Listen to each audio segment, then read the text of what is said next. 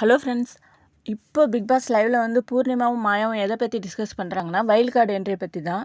மாயா சொல்கிறாங்க, நம்ம wild card என்ட்ரியில் ஜெயிச்சாலும் தோத்தாலும் பிரதீப் வரத்துக்கு சான்ஸே இல்லைன்னு. பூர்ணிமா ஏன் அப்படி சொல்கிறீங்க அப்படின்னு கேட்குறாங்க. ஏன்னா பிரதீப் வந்து ரெட் கார்டு என்ட்ரியில் போனதுனால திரும்பி வரத்துக்கு சான்ஸே கிடையாது.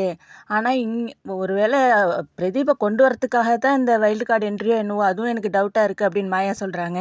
இங்கே இருக்கிறவங்க மெஜாரிட்டி பேர் வந்து என்ன ஆசைப்பட்டாக்கா ஒரு வேளை பிரதீப்பை கொண்டு வரலாம். ஆனால் நம்ம அதுக்கு விடக்கூடாது. நம்ம எல்லாரும் சேர்ந்து விஜய் வர்மாவை அதுக்கு பதில் கொண்டு வரத்துக்கு பிளான் பண்ணணும் அப்படின்னு மாயா சொல்கிறாங்க. நீங்கள் என்ன நினைக்கிறீங்க? பிரதீப் கண்டிப்பாக வரமாட்டார். ஏன்னா அவர் போஸ்ட் வேறு போட்டார். ட்விட்டரில் நேற்று ஒரு ட்வீட் பண்ணியிருந்தாரு, கோவாக்கு போகிறேன், என்னை நம்பி 4 ப்ரொடியூசர்ஸ் கதை கேட்டிருக்காங்க, நான் நல்ல கதையாக எழுத போகிறேன்னு சொல்லியிருக்காரு. ஸோ நம்ம அதுலேருந்தே நம்ம புரிஞ்சுக்கலாம் பிரதீப் இங்கே வரமாட்டார். ஒருத்தர் வரணும்னு ஆசைப்படுறாங்க. மாயாவுக்கு விஜய் வர்மா வரணும், நிக்சனுக்கு ஐஷு வரணும், இப்படி ஒருத்தர் ஆசைப்படுறாங்க. நீங்கள் யார் வைல்டு கார்டில் வரணும்னு ஆசைப்படுறீங்கிறத கமெண்ட்டில் சொல்லுங்கள். அப்படியே இந்த சேனலை லைக்